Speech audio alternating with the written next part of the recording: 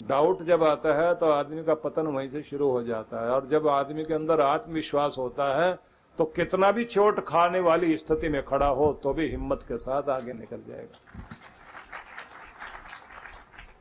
आशंकाएं आते आते डर अंदर आने लग गया। अब उसके आइडियाज फेल होने लग गए, काम गड़बड़ होने लग गए। जैसे जैसे काम गड़बड़ होने लग जाता है और 2 या 3 काम बिगड़ जाए, उसके बाद वो तुरंत भाग कर जाएगा ग्रह नक्षत्र दिखाएं अपने।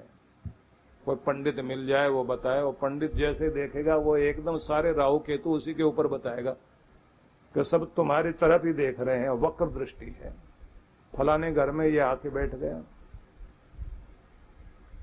वो कहेगा महाराज कब से हो रहा है? तो कहेगा 2.5 साल से तुम्हारे ऊपर वक्र दृष्टि है, मंगल तुम्हारी तरफ ऐसे देख रहा है, शनि का ये प्रकोप है, फलाने का ये। महाराज अभी तक तो ठीक चल रहा था, एकाएक शनि कहां से आ गए?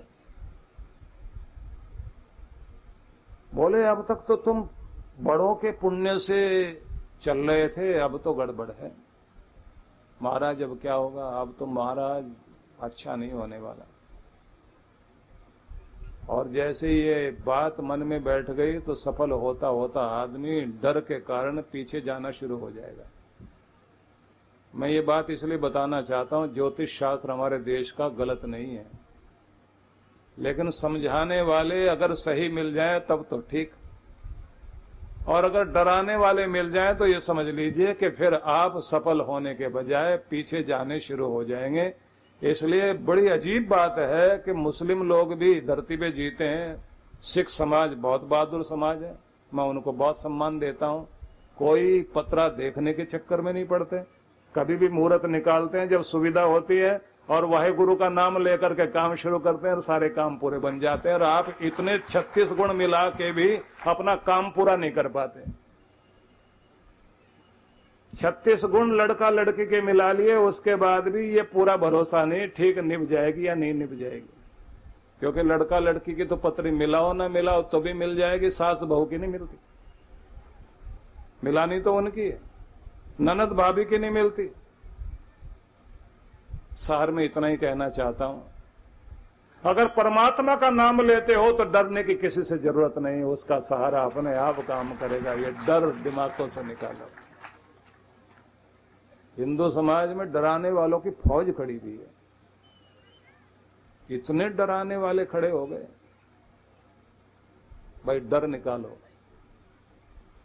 विक्रमादित्य जिनके नाम से विक्रम संवत चलता है ना, युद्ध के लिए जा रहे थे, वो पंडित मिल गए रास्ते में।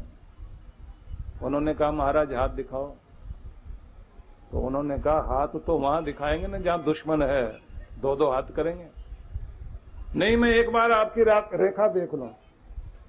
उन्होंने हाथ आगे किया, बोले महाराज ये वाली जो रेखा चलती हुई जाकर जब यहाँ बृहस्पति वाले भाग को छुएगी तो ये जो आपका पर्वत है यहाँ, ये जो माउंट है, इसको छू ले तो शिखर पे पहुंचोगे आप। अभी आपको रुकना चाहिए। तो उन्होंने तलवार निकाली, अपनी तलवार की नोक अपनी उंगली पे टिकाई। कहा पंडित जी कौन सी रेखा कहाँ मिलानी है? बोले यहाँ मिलनी चाहिए। उन्होंने तलवार से अपने थोड़ा सा काटते हुए रेखा वहां तक मिला दी। बोले मिल गई ना रेखा। और ऐसे कह करके चल पड़े और युद्ध जीत के आए। पंडित तो बेचारा घबरा गया, जो तलवार से अपनी रेखा बना रहा, कहीं मेरे ही रेखा ना बना दे। युद्ध जीत के आए तो आते ही कहा कि पंडित जी बताओ क्या होगा? महाराज आपको रेखा कुछ नहीं कर सकती, आप तो रेखा खुद बनाया करते हो, इसलिए आपके लिए वो बात नहीं है। बहादुर लोग ये नहीं देखा करते। जो कर्म योगी हैं वो इन चीजों पर नहीं पड़ा करते। वो ये नहीं देखते कि आप बिल्ली सामने से निकल गई है या पीछे से किसी ने टोक दिया है या किसी ने छींक दिया। इतने डरपोक मत बनो। सच्चे ढंग से परमात्मा का नाम लेकर के देखिए, आपका कितना भी गलत मुहूर्त क्यों ना हो, शुभ मुहूर्त हो जाएगा, क्योंकि परमात्मा से बढ़ के तो दुनिया में कुछ है ही नहीं। लेकिन डराने वाले मिल जाएं, वो तो आपके घर में गड्ढा खोद देंगे। ये जो उत्तर वाली दिशा है ये तो गहरी होनी चाहिए महाराज, और ये जो आपका साउथ वाला भाग है ये भारी होना चाहिए। इधर की दीवार तोड़ो, इधर की बढ़ाओ, सारा घर तोड़ के देख लिया, किस्मत नहीं बनी, क्योंकि सब कुछ तोड़ा हमने, बहम की दीवार नहीं तोड़ी। जब तक बहम की दीवार नहीं तोड़ोगे भला होने वाला नहीं। और अगर उनसे पूछने लग जाओ कि अब तक तो हम ठीक ठाक थे, इसी घर में रहते थे, खूब तरक्की की, सब कुछ पाया, आज क्या गड़बड़ हो गई? उतार चढ़ाव तो सबकी जिंदगी में आते हैं। इतने डरपोक हो गए आप लोग। इसलिए निवेदन करना चाहता हूं, डर छोड़िए। जिसकी जिह्वा पर परमात्मा का नाम है और जिसने अपने हाथ से किसी का भला किया हो, और जो नियम वाला आदमी है उसका तो दुर्भाग्य भी कितना आ जाए, दुर्भाग्य उसका कुछ बिगाड़ नहीं सकता, सौभाग्य जागना शुरू हो जाएगा। इसलिए मन को मजबूत करो भाई। हालांकि डराने में फायदा यह है कि डर के आदमी देता बहुत है, पैसे वैसे बहुत देता है। इसलिए वकील भी सोचता है जितना डराओ उतना अच्छा। अब एक एक का नाम क्या लेना, जितने भी पेशे हैं लोग ज्यादातर डराने की कोशिश ज्यादा करते हैं। जो डर हटा दे और ये कह दे कि अब आप मेरे पास हो ना, तरीका मैं बताऊंगा, ये करके देखिए। क्योंकि इग्नोरेंस जितनी जितनी अज्ञानता हटती है आदमी की, उतना उसका डर खत्म होता है। तो सार में ये कहना चाहता हूं आपको कि परमात्मा के नाम से जुड़कर देखिए, कृपा होगी, निश्चित रूप से होगी। तो कृष्ण कहते हैं मन मना भव, मेरे मन वाले हो जाओ। तो ये पहली बात, अपने मन को अपना नहीं, अपने परमात्मा का मन बना लीजिए। और दूसरा शब्द है मद भक्तो, मद याजी माम नमस्कुरु। कृष्ण कहते हैं कि मेरे भक्त बनो, मतलब नाम जपने वाले बनो।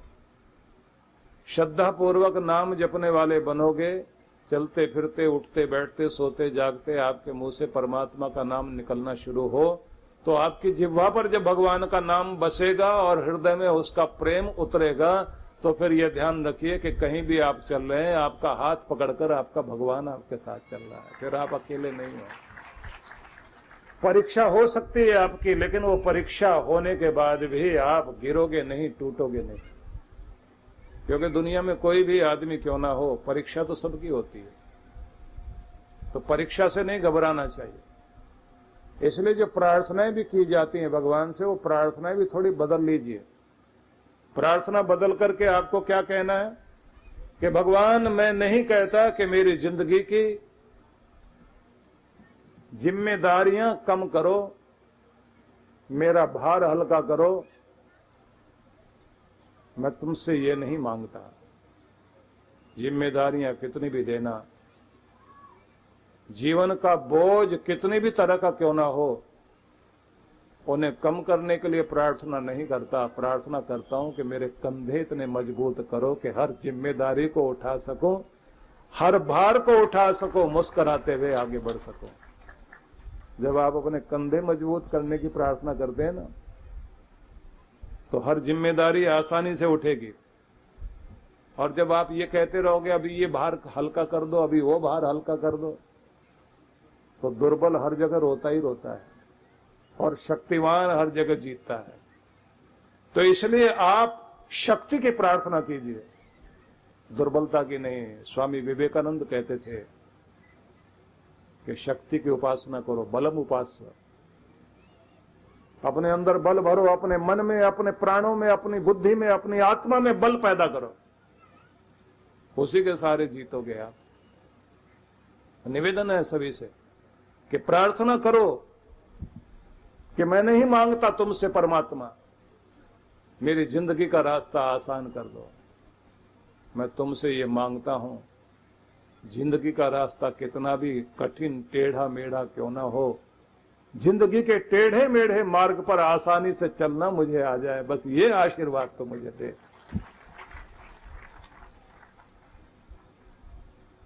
मैं मांगना चाहता हूं उदासियों के बीच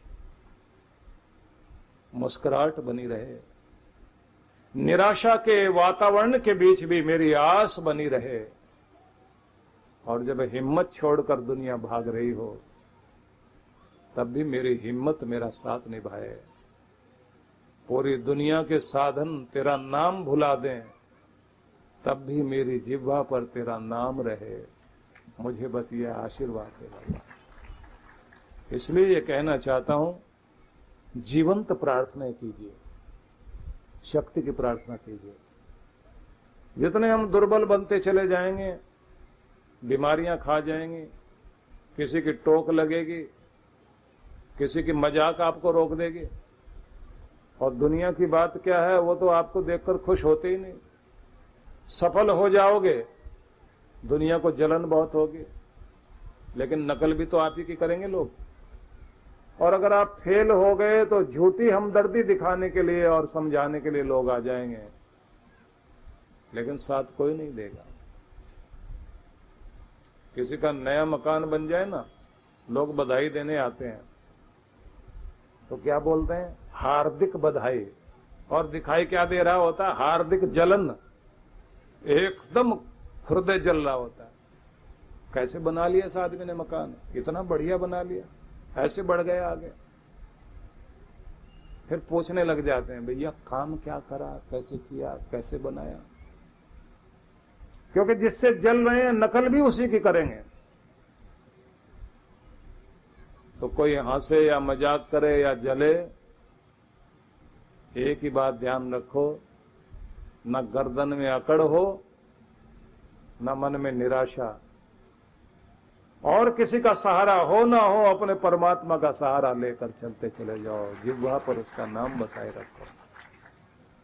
कृष्ण कहते हैं, मन मेरा हो जाए और मेरे भजन करने वाले बन जाओ। और अद्भुत बात देखिए, मद याजी माम नमस्कुरु। कृष्ण आगे ये कहते हैं, मेरा यजन करो, मेरे लिए सेवा करो। मतलब ये, अब तक तुम्हारा हाथ मुड़कर केवल अपने मुंह की तरफ आता था, अब तुम्हारा हाथ उनके लिए भी जाना चाहिए जिनके मुख में निवाला नहीं है, जिनकी आंख में आंसू हैं, जो पीड़ित हैं, जो कमजोर हैं, बेसहारा हैं। अगर तुम्हारा हाथ उनको सहारा देने के लिए उठेगा, तब तुम्हारा ये कर्म मेरी पूजा बन जाएगा, मेरी भक्ति बन जाएगा, और इस तरह तुम मेरे प्यारे बनोगे। माम नमस्कुरु। कृष्ण चौथा शब्द ये कहते हैं कि तुम्हारे नमन मुझ तक पहुंचे, प्रणाम करने वाले बनो। पूरी दुनिया में जहां से जो मतलब दिखाई देता है, आदमी हर जगह वहीं चक्कर काटता दिखाई देता है, उनको हाथ जोड़ता, प्रणाम करता है।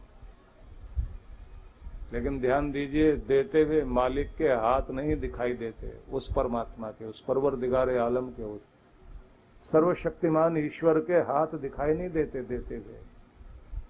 लेकिन झोलियां भरी हुई तो दिखाई देती है ना। सबके पास जो कुछ भी है उसका दिया वही तो है।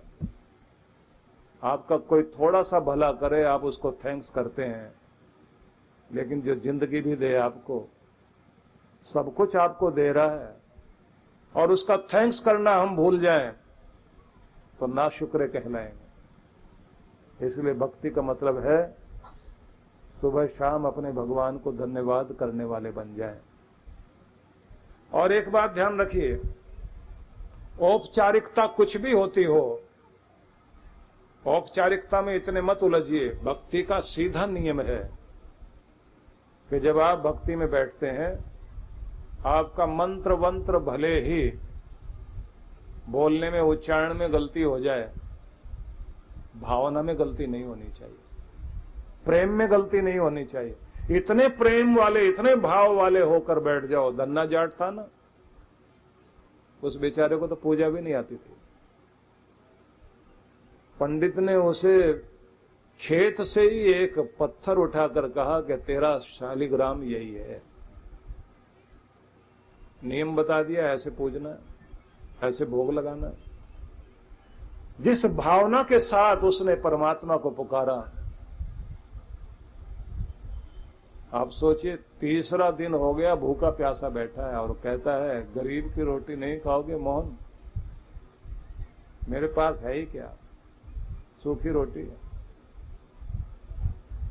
और अद्भुत बात यह रही कि उस बेहोशी में ही उसको अपने कृष्ण के दर्शन हुए। और कहानी तो यहां तक जाती है कि उसकी आधी से ज्यादा रोटी कृष्ण खा गए, बीच में ही पकड़ लिया इसने हाथ। बोले सारे तुम खा जाओगे तो मैं क्या खाऊंगा? तो जब भगवान ने कहा कि मांगो क्या चाहते हो, इस गरीब ने मांगा क्या? इसने कहा एक सेर आटा, थोड़ा सा नमक देने की जिम्मेदारी तेरी, नाम जपना और सेवा करना ये जिम्मेदारी मेरी। बस इतनी बात पूरी कर दो। भक्तों की जब चर्चा होती है ना, तो धन्ना जाट, सावंता माली, सदना कसाई, ये जो कर्माबाई वगैरह के नाम लिए जाते हैं ना, गोरा कुमार आदि, ये बहुत साधारण जीवन जीने वाले लोग थे और इनकी भक्ति बड़ी अद्भुत थी। इतने भाव विभोर होकर भगवान से जुड़े हुए थे। उनको मंत्र नहीं आते थे, लेकिन भाव आते थे, भावना आती थी। भाव विभोर होकर के बैठिए भक्ति करने के लिए। वो रब जिससे आप मिलना चाहते हैं, 4 कदम आप बढ़ के देखिए, 8 कदम बढ़ाने के लिए तो वो खुद तैयार बैठा हुआ है। लेकिन हम औपचारिकता में इतना समय लगा देते हैं कि भक्ति तो हो ही नहीं पाती, कर्मकांड में उलझे रह जाते हैं। बिल्कुल वैसी बात है जैसे कोई एक आदमी हरियाणा से किसी होटल में जाके ठहरा था, वहां उसने चाय मंगाई। अब वो जो बहरा चाय लेकर आया, एक जग में गरम गरम दूध लाया, एक केतली में गरम गरम पानी लेकर आया, एक छलनी लेकर आया, एक थैली सी थी जिसमें चाय की पत्ती थी, उसके बाद में कप अलग, प्लेट अलग, और फिर खड़ा होके बोला कि खुद चाय बना लोगे या मैं हेल्प करूं?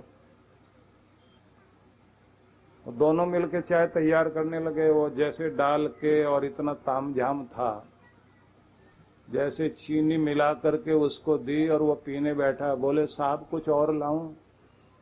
बोला भैया इच्छा तो पकौड़े खाने की थी, लेकिन डर लग रहा है कहीं तो यहाँ गैस का चूल्हा पकौड़े वगैरह बनाने के लिए बेसन घोल के परात वरात लेके ना आ जाए और दोनों बैठकर पकौड़े तलने लग जाएं, इसलिए चाय ही ठीक है, तू यहीं तक माफ कर हमें।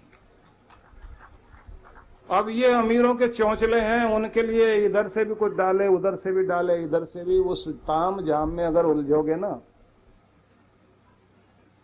तो चाय रह जाएगी आपकी। सीधा चाय का मतलब हुआ कि चाह पैदा कर लीजिए। जब आप भगवान के दर पर जाते हैं तो उससे पहले मन मन में यह धन्यवाद करना शुरू कर दो कि मेरे मालिक तेरा दिया हुआ बहुत कुछ है, तूने बहुतों से अच्छी किस्मत मेरी दी है, कितना कितना तूने मुझे दिया, कहाँ कहाँ कैसे कैसे बचाया, तूने मेरी लाज रखी। मेरे परमात्मा तेरा लाख लाख शुक्र मनाता हूँ और तेरे दर पर आकर सिर झुकाकर तुझे प्रणाम करना चाहता हूँ। नाम जपते जपते जाके उसके दर पर खड़े होकर वहीं से प्रणाम करते हुए कहना कि आ गया हूँ भगवान, प्रणाम करने आया हूँ, मंगता बन के नहीं आया। मेरा श्वास श्वास तेरा धन्यवाद करता है। जाकर के वहां बैठना, उसका नाम जपना, माथा झुकाना और फिर कहना जो मेरे लिए शुभ है भगवान वो देना। मेरे मांगने पर कभी ध्यान मत देना, मैं तो कुछ भी मांगता हूं, क्योंकि मेरी बुद्धि छोटी और तू पिता परमात्मा, तू तो सर्वज्ञ है। वही देना जो मेरे लिए जरूरी है, उधर ही लेकर चलना जिधर चलने से मेरा कल्याण हो। इसलिए मैं तो अपना हाथ तेरे हाथ में देता हूं, तो मुझे उधर लेकर चल जो तेरी राह है। इसलिए मेरे मांगने पर ध्यान मत देना भगवान। आप कह के तो देखिए सच्चे दिल से, संभालेगा वो। परम पूज्य श्री सुधांशु जी महाराज के पावन सानिध्य में विराट भक्ति सत्संग कार्यक्रम की रूपरेखा सायं 5 से 7 बजे, 2 से 4 जून प्रातः 9 से 11 बजे। सत्संग स्थल जवाहर पार्क, सुंदरनगर, हिमाचल प्रदेश। विशेष कार्यक्रम मंत्र दीक्षा 4 जून प्रातः 11 बजे। आयोजक विश्व जागृति मिशन, सुंदरनगर मंडल, हिमाचल प्रदेश। संपर्क सूत्र। आप सभी इस कार्यक्रम में सादर आमंत्रित हैं। परम पूज्य सद्गुरुदेव श्री सुधांशु जी महाराज एवं डॉक्टर अर्चिका दीदी जी के पावन सानिध्य में गुरु पूर्णिमा महोत्सव 30 जून से 3 जुलाई 2023। कार्यक्रम की रूपरेखा शुभारंभ 30 जून सायं 5 बजे सत्संग, 1 जुलाई प्रातः 8 से 10 बजे मंत्र शक्ति ध्यान, सायं 5 बजे सत्संग, 2 जुलाई प्रातः 8 से 10 बजे मंत्र शक्ति ध्यान, 10 से 11 बजे गुरु मंत्र दीक्षा, 11 बजे दिव्य शक्तिपात, सायं 5 बजे सत्संग, 3 जुलाई प्रातः 8 बजे गुरुदर्शन एवं गुरु पूर्णिमा सत्संग। सत्संग स्थल शक्ति टेंट द गोल्डन डेकोर, नज़दीकी जापानी पार्क, सेक्टर 12 रोहिणी, दिल्ली। आयोजक विश्व जागृति मिशन, नई दिल्ली, रोहिणी मंडल। ऑनलाइन या ऑफलाइन मंत्र शक्ति ध्यान के लिए संपर्क करें। आप सभी इस कार्यक्रम में सपरिवार सादर आमंत्रित हैं। परम पूज्य श्री सुधांशु जी महाराज के पावन सानिध्य में ब्रह्मलोक आश्रम में श्री कैलाश मानसरोवर निर्माण हेतु भक्ति सत्संग दिनांक 10 और 11 जून। कार्यक्रम की रूपरेखा 10 जून रायपुर नगर, शाम 5 से 7 बजे आशीर्वचन। स्थान Pandit Deendayal Upadhyay auditorium, science college, GE road, Raipur, Chhattisgarh. 11 जून ब्रह्मलोक आश्रम, प्रातः 8:30 से 12 बजे गुरुदर्शन, चरण पादुका पूजन एवं आशीर्वचन। स्थान ब्रह्मलोक आश्रम, ग्राम परसदा, कुम्हारी, दुर्ग। आयोजक विश्व जागृति मिशन, छत्तीसगढ़ मंडल।